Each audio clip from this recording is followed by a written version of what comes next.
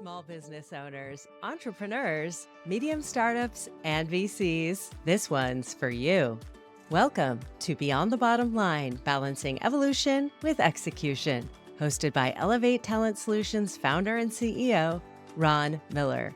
Through Ron's own hard-won wisdom, as well as that of an array of luminaries across the entrepreneurial ecosystem, you'll glean priceless wisdom that will help you see past the day-to-day grind and into the future, where you can check off today's to-do list and achieve innovation and elevation to ensure your business is future-proofed, fulfilling, and profitable. It's time for Beyond the Bottom Line, Balancing Evolution with Execution. Take it away, Ron.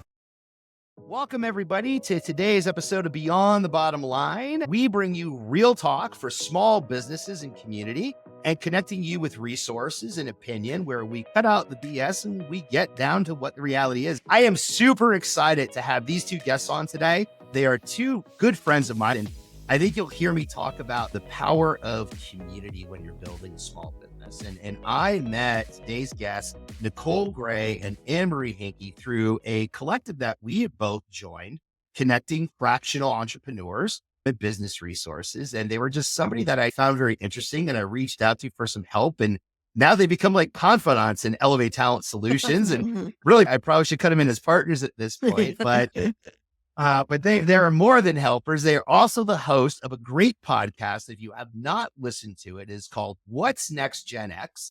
And they cover a great variety of topics for Gen Xers. And I'd like to kick it over to the both of you and have you introduce yourself, because besides being great people and podcast hosts, you have other things that you do as well. So Nicole, I'll let you go first. All right. Well, first of all, Ron, thank you so much for the invite. This is awesome. So thank you. But yeah, hey, everybody. My name is Nicole Gray. And like Ron was saying, I co-host What's Next Gen X, and I'm also a coach. I consider myself an empowerment coach. And I also have a company called Renewed Impact. So I am just thrilled to be here. Thanks again, Ron. Yeah, no, thank you, Nicole. I appreciate it. Anne-Marie. Yeah, absolutely. So, hey, I'm Anne-Marie Henke, and I am the founder of What's Next Gen X, one of my crazy ideas. And so my passion, absolute passion, is trying to find a way for Gen X to figure out their what's next. And whether that is, as Ron, as you alluded to, I'm sure we'll get into later, fractional work, or if it is working with someone amazing like Nicole and trying to find a way to renew their impact at their day job. It is all about trying to help them find a path forward instead of just being forgotten, especially after doing what you thought was the right thing for years and years and years. Before I kick the floor over, I'll just call this out, is you have this What's Next Gen X podcast. And for those of you watching the video version, I'm the only one on here right now that looks like they are Gen X, and being totally colorblind, like the gray shirt out of my bland wardrobe probably was not the right pick today, right? Like, hey, Ron, can I tell you something? So when we introduced this podcast, I had people reach out through there like, they thought it was a fraud. They're like, we thought you were a millennial. Yes. And I'm like, well, thank you. I'll take it. Trust me, I see the wrinkles every day. Trust me. That's why I sit so far back from the camera for the video version of this. You start I'm like, to see damn 4K. Yeah. And they call them what, the intelligence lines, right? As you get older, the more wrinkles, the smarter you are. Except, for me, that doesn't apply really well, but I have some wrinkles. So, but no, I love the podcast. I had the honor of being a guest on it. And I'd love for you to just start out talking a little bit about, how you two came together and what were you looking to achieve in creating that? Yeah. So I'll start, and then of course I'll kick it off to Anne-Marie, and you'll kind of see this rhythm that we do. Yeah. We kind of do this dance. I have been in corporate America, started out in SaaS, and then in the tech world for 20 plus years. We met at a huge tech company. I'm not going to call it out by name, but I'll just say, if you ever sat in a Brady Bunch box, that's the company. Okay. And kind of Anne-Marie, she was a kick-ass person in sales. I was managing a team in customer success before I moved over to social impact. So we'd always had worked together, had a great working relationship. I mean, we were like doing our thing. Anne-Marie decided to leave and I got laid off, and it floored me. It was one of those things where it's like, somebody that you thought you were going to break up with first, and they kind of beat you to the punch. So it floored me. Anna was pissed at the same time. But it's just what I needed, because I had already been in a place, and Anne Marie, it's funny, we were talking about this recently. She was like, I could tell you weren't happy. I could tell like the end was near, but I kept saying they're going to have to force me out, and they did. Yeah. But that was the best thing ever happened, getting pushed off the ledge. I tell everybody it was a blessing. And then Anne Marie, I'm going to have you pick it up. Oh, well, real quick. So I got laid off in January, started my company in March, and I've been rocking and rolling ever since. Anne Marie, I'll have you pick it up. Yeah. So I left. So same kind of amazing thing, right? Huge.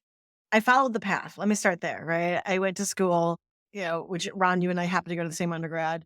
But then I Big 10 in the house. Yeah. Well, Big 10, yes. Moving on. Moving on. So, right. So, but we followed the path, right? Went to school, got a good job, got another degree, right? Got a good job, got the title, got the VP role, worked for really prestigious institutions. I worked for Harvard Business School. I worked for a huge financial investment company. I worked for startups. I worked for farmers. I've taken a company public, like all of these things, all of these amazing things. And then I got to a point where I was in a meeting and I'm like, oh my God, I looked down and I have an Apple Watch on it. It has a heart monitor. It went off. Now listen, I'm sitting on a call. I'm not running a marathon. And it was 127. I'm like, oh my God, something has to be done. So I made the decision to change. I came to a company that had a little bit more of a social impact incentive kind of from the environmental perspective. And then while doing that, I kind of kept exploring and seeing what else is out there. And then at the same time, last year, it was a horrible bloodbath of year for layoffs. Every one of those companies that I just mentioned all had huge layoffs. And the idea is the impacted people were all my friends and colleagues. And these were good people. These are good Gen Xers. And everyone started thinking like, I don't know what to do. I've been laid off. The economy's in the tank. I'm in my 5th decade now, right? So now, hello, welcome ageism. I'm not ready to retire. I've been investing, but the market's volatile. This is not the right time to make this decision. I need to keep income coming in. We got little kids at home or kids in college. What is next? And then at the same time as all this was going on, sort of as my own just conversation across my network, I was seeing all these memes on social media, right? And I mean, I love a good meme. You can't tell by the laughter, like we love a good meme. But it was stuff about like, yes, of course we drank water out of the garden hose. Of course we did this. Of course, we had rotary phones, BFD, right? Like it's one of those things. And I'm like, is that all we're known for? Is like the modem sound is literally the sound of our generation and that's it? Like you got to be kidding me.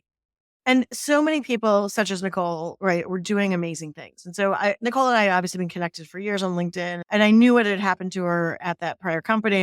And I'd been watching her and seeing what she was doing. And one day I just randomly reached out to her. I'm like, hey, I'm starting this whole thing called What's Next Gen X. And the idea is not to be necessarily the be all and end all voice of Gen X, but the problem was there was nowhere for us to go. There's nowhere to hear from other Gen Xers about what are we doing? How are we transforming our lives at this point in our life, right? Do we find another job? And if so, is it at a company that perhaps resonates more with us? Do we find a way to start our own business? Do we start something completely different like Nicole and going into coaching? Like, what can we do? And so, unbeknownst to me, even though Nicole and I had known each other, she had actually hosted a podcast for quite a long time, all about sports. And so she's like, Anne-Marie, I'm so in it. I'm like, you are in it. You're my girl. Come on in.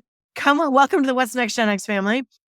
And we started the What's Next Gen X podcast. And it's been great. And so we like to, in particular, we have a combination of things on the podcast, which is usually around 30 minutes to 45 minutes. And we like to, in particular, speak to our fellow Gen Xers and hear from them and hear what they are doing to transform their lives, more so than just preaching from the pulpit. We want to hear real stories about people's journeys through corporate, about what they're doing outside of corporate or even still within corporate. How are they figuring out how to find their life? And then Nicole and I come on as well, and we talk about other areas. So our first area is all about reinventing work. What can we do? Like, how do we rethink work? And the second is, let's talk about health and wellness, because there's a whole lot going on right now at this point in our life. Everything from, I mentioned children at home, sometimes boomerang children, whatever it is, to figuring out your finances, to aging parents, to, how are we going to retire? Does everybody have to move to Florida? I think what are the options for us? Like, what do we do? And then the third and most important round, this is sort of where you come in, is our idea of community. We need to expand our network and expand our community and know that you're there to support each other. That's been huge for me in my journey, and connecting with the two of you is there is a community, very similarly in my background, same time frame. What did I get for my 50th birthday present last November? I got a position elimination. Happy birthday to me, right? Yeah. Canceled the party. First time I ever had like a real birthday party planned for turning 50. I had to cancel it. Wow. And I'm sitting there and Wow. you go through that job search journey, and we see so much right now of people putting out. I know I've shared this publicly for a year, of talking about numbers of, I applied to over 1,100 positions. I heard back from less than 1%. I got a handful and a half of interviews. 2 of those wound up being offers that I didn't want, and nothing after it, and you get advised about taking out some of your experience because, you're Right. showing your age and you're less likely to be hired, and you run into that age, and you start to think, what is next? Is this the end? Like, is everything that I did to this point not amount to anything? And you have that internal conversation, that dialogue with yourself of, did I fail? Yeah. Yeah. And Ron, and with that, I always say, we're old enough to know better, but too young to retire. Yeah. We're like in Yeah. that sweet spot where, we got some life credit, right? Like we've been in it. Gen X life has been life for us, right? But yet we're not trying to sit on the porch and rock the chair because Right. we're not there yet. We're not, some of us, like I have a son who's at 4th grade. I have friends who have kids in all different ages who've either in college or left or in their 20s and 30s. We're all at this different phases to where, and then a lot of us too, we feel like younger and feel better at the Yeah. age we're at now. So I'm not ready to, start making quilts and biscuits and cookies and just going off to the side. Like it's got to be something else. I always tell Emery, I hate the term midlife because I'm like, if anything, this is where life is like happening. Like we're good. I'm glad I know a lot of stuff. I'm glad we've been through some Right. stuff. So we're all, we're at this interesting time to where we're trying to figure out truly, okay, so what else I'm going to do? Am I going to stay at this company? Am I going to leave this company? Or if I get laid off, should I redo my resume, which God forbid, for the thought of having to redo a resume, or do I go to my own? So I think the conversations that we're having is it's such a great time right now because truly Gen X is trying to figure out, and we're all Swiss Army knives, right? Because we all know 8 Yeah. different things, or if not 20 different things to do, because that's just how we were as kids. Our parents told us, go outside and play, and we had to figure it out. That's the generation we're from. Yeah. And one of our first podcasts was all about the Gen X traits. And the idea that we keep consistently saying is this idea of resilience and hard work. And we're going to get stuff done. Right. And you, even when you're feeling down, Ron, right? So one of the companies I work for just had I'm using air quotes for those that cannot see me right now, voluntary separation, right, program. Emery, I love the air quotes, by the way. Because if you get that email, Yeah. voluntary. We would strongly Yes. Do you have a couple minutes today? And like you go through all the actions, right? All the anger, and sometimes like you do shame, and you're like, oh my gosh, am I like worthless? Like my identity was wrapped up into this job and this company, into everything. And it is like, hi, I'm Anne Marie and I work for so-and-so. Like that's part of what you do, or at least we did, right? Because of our work culture. And you have to realize that you are resilient and you can work hard and you know stuff. And what people will pay you for, right? You just have to start to rethink about how you're approaching this than you did even 5 years ago in a job search or a job hunt, right? Like, how are you approaching it? And what are the options out there? Do you go from taking something where you have effectively one source of income if you're in a corporate job, right? Excluding investments and all that stuff. But you have that one source of income to a multi-stream income where perhaps you're doing fractional, perhaps you're starting an SMB, perhaps you're starting a franchise, whatever it is. Like, how do you look at things a little bit differently to find that inner resilience and to find your next options? Something that you taught me very early on when we connected too is, listen, I was going through all those doubts, right? Yeah. I got into this. I got into it for the right reasons. I started to focus down. We all hit those bumps in the road as new entrepreneurs. And something you all shared with me on that resilience side was the fact that Gen X, the average age of somebody starting their business today is like 45 to 50. Yeah. And that's Gen X. That's Yeah. us. Absolutely. And Yeah. I mean, and that's one thing. It's unfortunate people don't talk about that, right? Like you have people like Vera Wayne who did start till her 40s.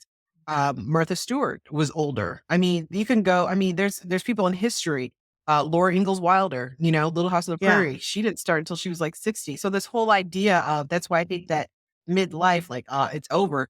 We're actually just getting started because we had to finish that chapter. So now it's like, okay, great. Now I got this new exciting chapter. And again, something else that we don't realize. Think about when we were little and we had family members who were in their 40s and 50s. Did they seem so old? Like 50 back in the day was old. Like the Golden Girls, I'm finding out now, were in their 50s. Right. I swear I thought those ladies were 80s and 80 or 90 years old.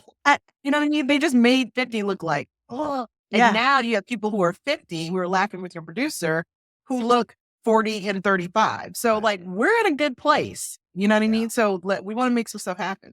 And I think we're approaching our life differently, right? So Gen X is definitely, and this is sort of why we're not just talking about work, we're talking about everything else, is that how do we take care of ourselves? How do we look at healthcare as we get older, right?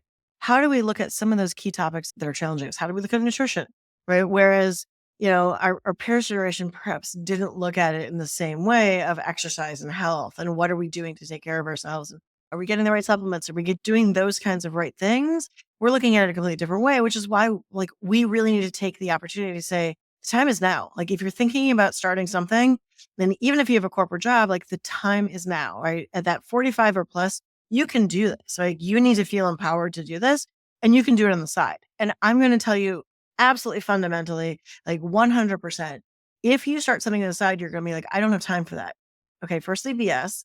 Secondly, what that's going to do is actually, it's going to take some time, it's going to be some late nights, but it will start to give you the energy that you will actually energize during your day job and during your other activities and during your other things, because you're going to feel a complete renewed sense of purpose by starting something. And then that sense of time too is different. And Maria's hitting on something, because think about all the hours that we gave someone else, our manager, our old CEOs. Sometimes when I think about it, I almost make myself sick. I'm like, man, the way I used to grind for those other companies and getting other people rich. And again, that was a totally different time. You got to do what you got to do. But now I'm on the other side. It doesn't feel like work. I don't have to work as hard. But if I do, it's for me. And that's the beauty of Gen X. Like we have options, you have choices. You don't have to feel stuck. And let me tell you something, passion projects, because Anne-Marie will tell you, those are the bomb. If you don't have a passion project right now, you are missing out. So if you like to bake cakes, you better do them and sell them. If you got something that you like to do and love, you can monetize that bad boy. And you better be doing it right now. So there's a woman, she's on Instagram. It's under You Can Do It Gardening. And she's amazing. She came out of, I believe it was corporate nonprofit financing, right? And she loved gardening, just gardening, right? And she believed, and she's up in Massachusetts, and she believed that everybody can do gardening. And so she started going on Instagram with her little gardening videos, like, oh, the hydrangea needs to be here. It needs to have this pH level to be the right blue and all these kinds of things. And like, oh, you have too much shade for this lilac or whatever it is, right? That by the way, that's about the extent of my gardening. So that's like, and then she started to catch on and she started selling her services. And her services were either she would come to your on site, she would videotape it and put it up, and then selling more and more services. So after a year of doing this on the side for gardening, and think about gardening, like she probably did on the weekends because people usually work, right? All these kinds of things. So she filled her time with it. She has over 1 million followers across social media channels. She was able to leave her job.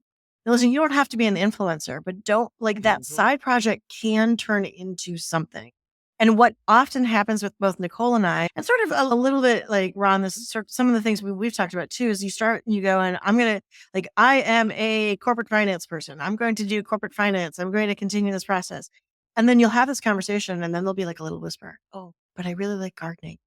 But I really like, whatever it is. I like baking, or I like working with kids. And you're just like, okay, why are you whispering? Like, but it literally comes like Gen X, we're almost embarrassed to say that we have things that we like outside, right? Outside of the corporate world. Yeah.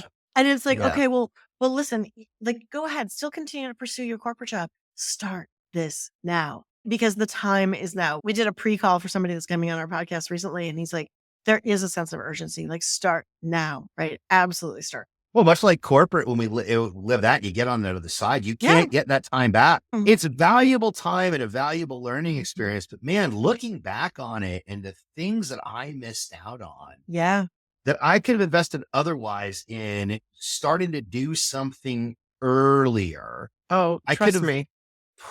Hindsight. Yeah. Yeah. I mean, I would have 2 Oscars right now. You all have been watching my films. I mean, if I would have, I'm sorry. I'd still I'm have her on the someone wasn't- podcast. I'd still be on the podcast. But I'll never forget when I was 10, I did an Oscar speech, and I just knew then I was going to be an actress. I mean, looking back, it's one of those, man, if I could do it all over again. But again, it is such a blessing that I think that we did learn a lot, our generation, work ethic, how to stick to things. And again, I think a lot of us went into industries where we didn't go to college for. I think we were that generation. I have a lot of friends who were like, I was supposed to be a lawyer, but I ended up this, or I have a lot of friends with engineering degrees, end up doing this. I mean, I started on radio and TV, and then I got into tech. I mean, so that's why I call it Swiss Army knives. There's so many different things that we can do. We just have to jump in the pool and go for it. Well, I think we really drive like this push now into fractional work, right? Like fractional work, nobody really understood or knew it existed, right? It was like the whole gig economy, like, oh, well, you work for you got yourself on Fiverr. No, that is not what we do in the fractional world. That is fractional, but we're redefining it as Gen Xers, especially because we're really pushing this. And we're pushing it, and we're somewhat aware of what goes on in these companies, right? So if you've worked in any tech or financial services, or if you're in pharma, like there's usually a period of hyper growth, and many of us have experienced this during our careers, right? And so what's going on now, especially in small businesses, which I hope you're listening, right? If you're listening for SMBA, is the rate of growth in development and in product cycle has decreased dramatically. That's due to AI, low code, no code, a lot of other technical things, right? So my inner nerd's coming out right now. And what is happening is that a small business generally has a limited funds and budget, because you're starting up, you're trying to get your sales, you're trying to figure things out. Maybe you're bootstrapping, maybe you're seed funded, venture funded, family funded, whatever it is, but you don't want to start hiring people, because hiring people is an exponential cost as is an SMB, right? So, because not only do you have the cost of the salary, but then you have all the overhead costs, including benefits, including everything. And I'm not trying to dissuade benefits, all of that. Those are important, and we have options for that now. But the idea is, how can you provide access to talent at a fractional rate where a Gen Xer can come in and leverage their expertise as a valued full member of the team, but just on a part-time basis, right? Because they don't need that scale. And the other thing that it can do is it can actually help you scale up into a full-time role. So my other half did this at his company, startup. He started out as a fractional expert, coming in. I think initially it was really small. It was like 10 hours a week. And then the next contract was 20.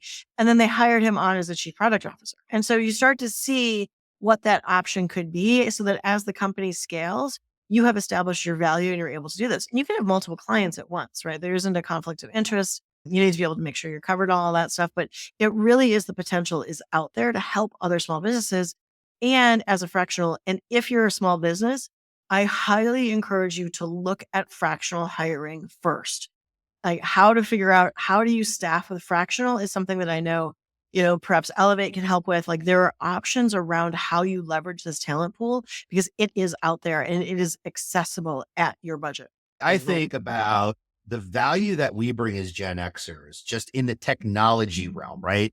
And for those of you that are business owners and you're listening and you're thinking about this, just remember, we came from a time where we stood at a payphone and had to put in 10 cents to answer our beeper, right? Because we all had beepers, and you learn how to send messages with upside down letters on beepers. But we came from that time, pre-internet, right? Pre-interweb, right? But we've grown through all of those technological advances, and we are in this AI world now. But when you are in small business, you can't afford those resources, and you're looking at other options. Gen Xers have been through so many iterations, the value we could bring in implementing, where it could go, how to train. You're not going to find that with other groups. You're just not. And there's another power of our generation and fractional work.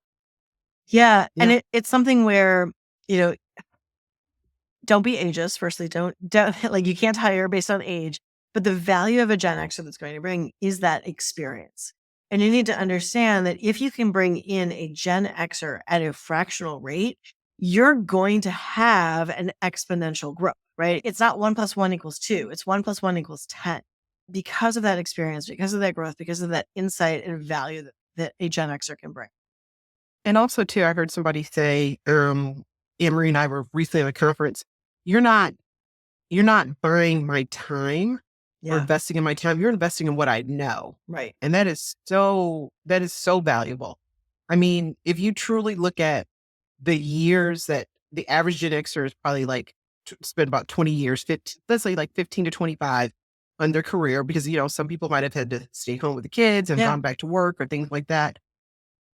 That is time to where if you're just, if you're in your 20s and 30s and just starting out, you can't go wrong with that. You know what I mean? Like if you're looking for a fractional CFO or fractional CMO or just, whatever, you can't beat that, because that person, they've earned their stripes. Right. And so that idea of, I'm sorry, it just makes me laugh that people are actually, we're going through ageism is ridiculous, because a lot of us have a good 10, 15, maybe 20 years left of, that we want to work somewhere else. So if you're trying to get rid of Gen Xers, you're really shooting yourself in the foot. And I think a lot of these, especially tech companies, they're going to be feeling it, because what they're not telling you is behind the scenes, they're hiring a lot of these people back. They realize, oh, we did too. Wait a second, we may have laid off too many people. But see, you're not seeing that on the media. But I have a lot of friends who've gone back to sales or going back to that, other job, because they're like, ooh, we laid off way too many folks. We need that knowledge back, because guess what? We're the culture creators. I mean, Gen X has created a culture. You wouldn't have grunge and hip hop and rap and, a lot of the music and just what's on TV and commercials and all that. That's us. That's what we grew up with. So you take us out of your business, what do you have left? Just a shell. Yeah. Kind of expanding upon culture. The other thing that is so important to Gen Xers is corporate culture, right? And even if it's a small business, it is, what is the culture? And if you're a small business, I think culture is tantamount, because you have a small team and you need to make sure that everyone works well together. And you start to think about Gen Xers, and they are so passionate about working with the right people. And Nicole, you and I and Ron, we talk about this too. Work with the people that give you energy, right? And it doesn't matter what their age is. It's like, who's going to help you to elevate? See how I did that, Ron? Elevate your small business. Right? And often, I should ring a bell every time we say elevate. We should, yeah, ding, right? Like bonus point.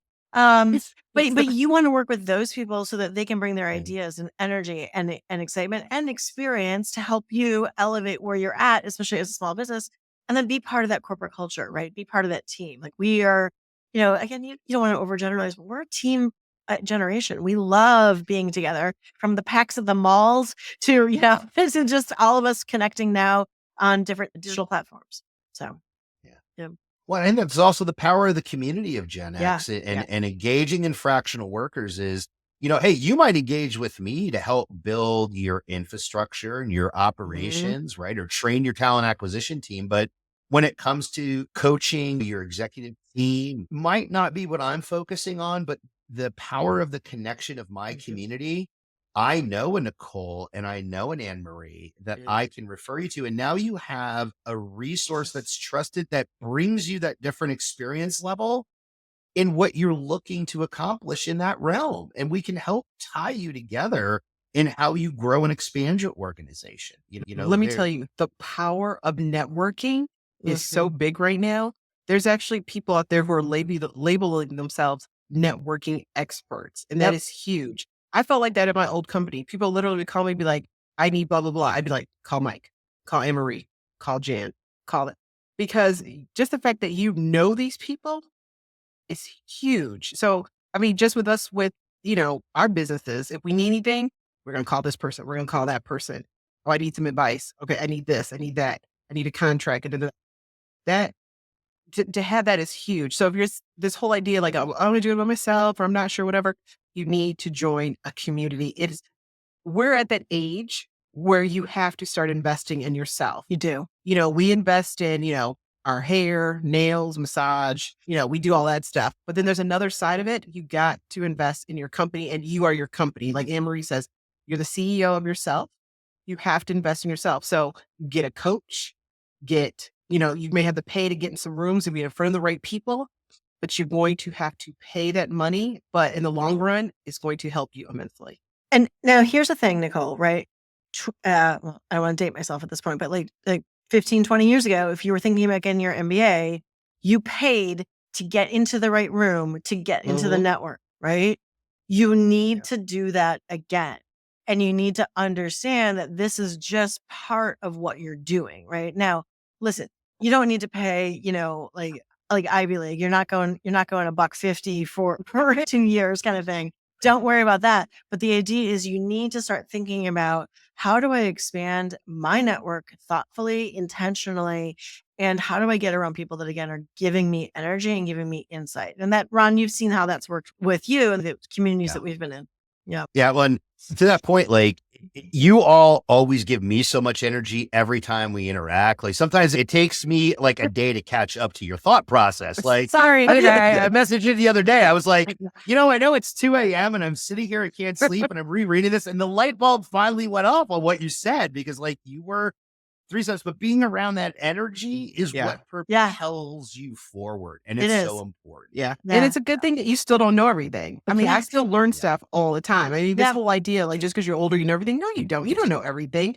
And then sometimes you may have an idea, but it's great. Like, I think the three of us that I love when we're all together, we're bouncing ideas. We're like, what about this? What about that? Yeah. And then it's like, oh, no, that won't work. Okay, what about this? And that's just, you need that. You need those people to where you could have that fun with. You know what I mean? That's what you need. Yeah. And I'm going to add one more thing, as I do, is you need those people that you can be confident with, right? And whether that's a coach, and chances are it's probably somebody not at your day job. And it's probably somebody who can look maybe at not even things your spouse.